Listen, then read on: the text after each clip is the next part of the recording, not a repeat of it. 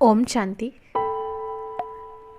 एक राजा था और उस राजा का बड़ा ही नेम और फेम था उस पूरे गांव में। और जहाँ का भी वो चक्रवर्ती राजा था, हर कोई चाहता था कि उस जैसा चक्रवर्ती राजा बने।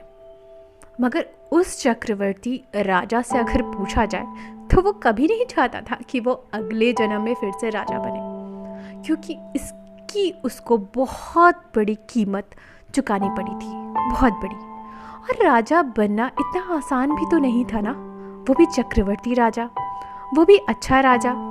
बहुत सारी चीज़ें उसने खोई, मगर फिर भी अगर जनता से पूछा जाता तो हर जनता का यही आंसर होता था, जवाब होता था कि अगले जन्म में अगर उसके भगवान जी ने पूछा ना, ऊपर वाले ने पूछा ना, तो उसको भी वही चक्रवर्ती राजा बनाए। उसके यहाँ एक नौकरानी काम करती थी, उसका भी सोचना यही था कि अगर ऊपर वाला मिल जाए ना तो बस हमें भी यही चक्रवर्ती राजा बनना है। एक दिन काम करती करती अचानक उसकी आंख लग गई और वो राजा के बिस्तर पर सो गई। जब सो गई तो राजा जब अपने कक्ष में आए और उन्होंने देखा कि इतनी बड़ी गुस्ताखी, एक काम करने वाली हमारे बिस्तर पर सो गई। उसने उसको पनिशमेंट दिलवाया, 100 कोड़ों का हुक्म दिलवाया। अगले दिन राज दरबार में जब उसके ऊपर कोड़े बरसना स्टार्ट हुए तो वो हंसने लगी, बहुत तेज तेज, हर कोड़ों पर वो हंसती थी।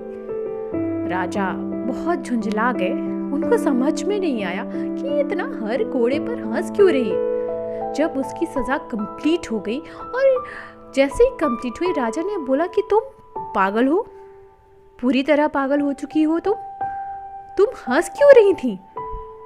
उसने बोला कि महाराज, अभी तक, आज तक या कल तक हम यही सोचते थे कि अगर हमें ईश्वर साक्षात दर्शन दे और मांगे कि हम क्या बनना चाहते हैं, तो हम यही कहते कि हमें जो है आप जैसा चक्रवर्ती राजा बनना है। लेकिन अब अगर ईश्वर मांगेगा ना कि हमें क्या बनना है, तो हम बोलेंगे कि अगर हमारे कोई कर्म बाकी रह गए हों तो उनका पश्चाताप प्रायश्चित करने के लिए हमें फिर से नौकरानी बना देना।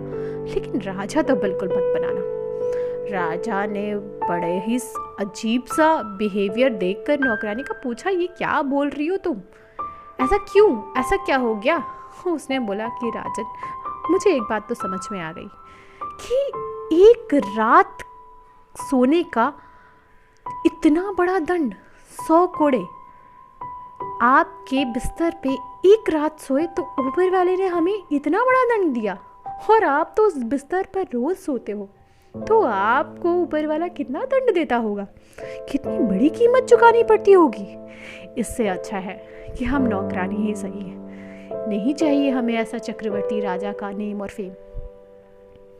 बात सच भी है कि हम जैसे लोग जो है कभी कभी बहुत एम्बिशियस हो जाते हैं, सोचते हैं ऐसे होते तो ये होता, ऐसा होता, इसकी तरह बनना चाहते हैं, उसकी तरह बनना चाहते हैं। बनना, सपने देखना बहुत अच्छी बात है, मगर हमेशा अपने आप को दूसरे से कंपेयर करना, हमेशा उस जैसा बनना, ये अच्छी बात नहीं है।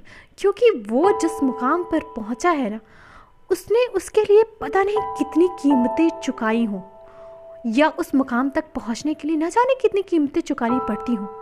इसलिए भगवान ने आपको जिस माहौल में, जहाँ और जैसे रखा है ना, बहुत अच्छा रखा है, और हर बात के लिए उसका शुक्राना करते रहिए। कभी कंप्लेन मत करो कि ऊपर वाले ने आपको ऐसा क्यों किया, या आपको चक्रवर्ती राजा, क्योंकि अगर बनाया होता तो ना जाने कितनी कीमतें आपको भी चुकानी पड़ती, और शायद वो कीमतें आप चुका भी नहीं पाते। इसलिए be positive, be confident in your self.